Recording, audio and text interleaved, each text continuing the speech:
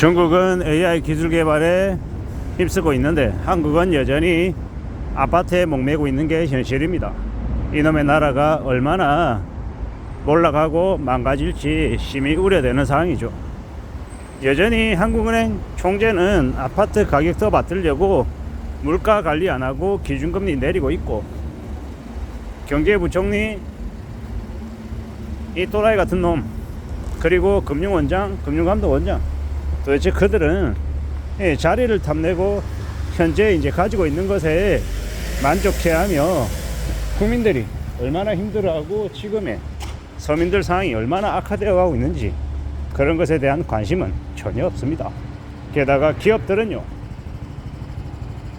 엘머식이나 아니 한머식이나 하는 회사들 무슨 짓거리 벌리고 있습니까? 중복상장하고 유상증자하고 그냥 개미들 상대로 개미들 삥 뜯어먹기 바쁘죠. 그렇게 자기들 재벌가 족벌가들의 이 배만 부리고 있는 게 현실이다 라고 봐야 됩니다.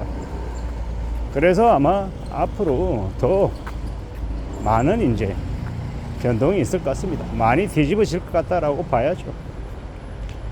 참 우려스럽고 염려스러운 상황들이 우리에게 닥치고 있는데, 우리의 현실은 예사롭지 않은데, 이런 것 관련해서 되게 진지하게 나라의 경제를, 나라의 안위를 걱정하는 이들은 보이지 않고 오직 자신들의 이익, 자신들의 유리한 것, 자신들만 잘 되는 걸 생각하고 있는 것 같습니다. 대한민국의 고위직 관료들, 그들이 이 나라를 망가뜨리고 있다라고 봐야 됩니다. 무슨 이야기죠? 이게 이제 이번 사태를 통해서 사람들에게 서서히 드러난다라는 거, 알려지고 있다라는 거. 나라의 대통령이라고 하는 이가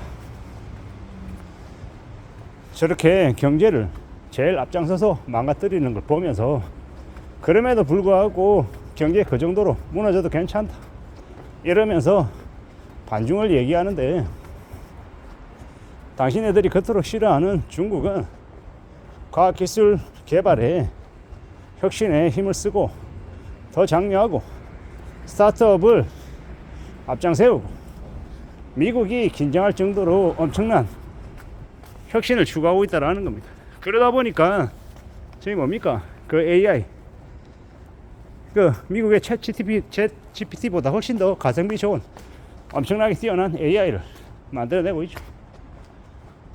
그리고요, 전기차 배터리 충전하는 것도요, 아직 상용화되지는 않았지만 중국이 미국을 넘어설 수도 있다라는 그런 불안감을 미국이 느낄 정도로 되게 엄청난 혁신을 내보이고 있는데, 우리는요 그런 것들이 있냐라는 겁니다.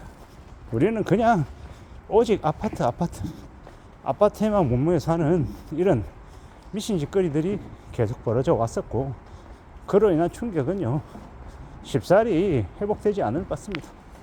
그 충격은 엄청날 것 같다라는 겁니다.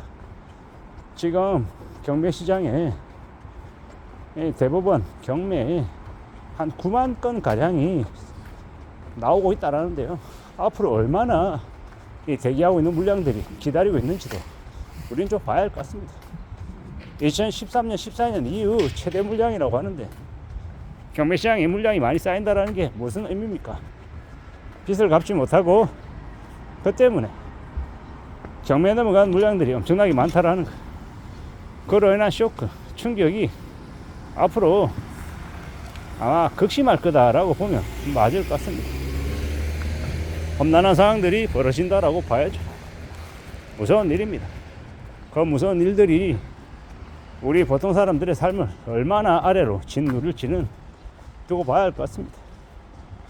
앞으로 우리는요 더 정신 차리고 살아가야 되고, 더 신중하게 지내야 되고, 돈 쓰는 걸 무서워해야 될 정도일 겁니다. 수명은 길어진다 하는데 돈 벌 일은 막막하고, 월급은 더 이상 오르지 않고, 세금도 오르고, 각종 공과금도 오르고, 살아가는 현실은 더 빡빡해진다라고 봐야죠. 그런 일들을 우리가 고스란히 우리가 직접 다 감당해야 됩니다. 저 고위직 관료나 국회의원 놈들이나 그들이 감당하는 게 아니라는 겁니다. 개인들, 서민들, 보통 사람들, 그들이 아마 다 감당하고 다 떠안아야 된다라는 겁니다. 그들에는 저도 포함이 되어 있는 거고요. 저도 이제 그 다 이제 감당해야 되는 거죠. 허걱거리면서 이제 빡세게 살아가야 되는 거죠.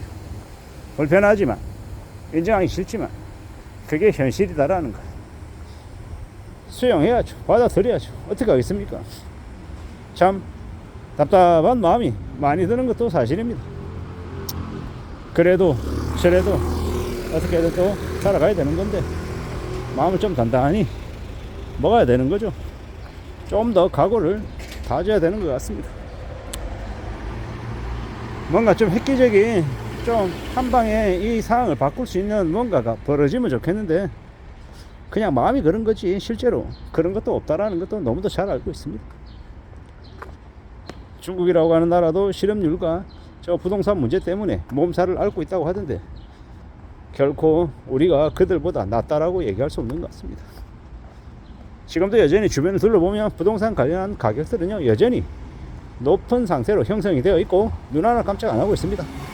저기 뭐 부산이나 저기 일부 지역에 집값이 내려갔다라고 하는데, 그건 고점 대비 내려간 거라. 3억 가던 게 15억까지 올라간 상태에서 그 15억에서 한 3, 4억 내려서 11억, 12억 한다고 되게 많이 내린 것처럼 이야기하는데, 현실은요 그냥 헛웃음이 나오는 거죠. 서울도요 2억 5천 하던 집을 10억을 만들어 놓고 9억을 만들어 놓고 거기서 한 1억 떨어졌다, 1억 5천 떨어졌다고 2억 하던 집이 9억까지 갔다가 지금 7억 5천 됐다고 많이 내려간 거라고 이렇게 얘기하는데, 그냥 어이가 없는 거죠. 이게 우리나라의 현실입니다. 아파트를 뜯어먹고 얼마나 잘 살려고 그러는지, 아파트를 한 채가 아니라 네 채, 다섯 채 가지고 있는 제 지인들도 있습니다. 집값이 많이 올랐다 하니까, 샀을 때보다 2.5배, 3배, 4배 올랐다고 하니까 부러운 거죠. 근데 다른 한편으로는 그렇습니다.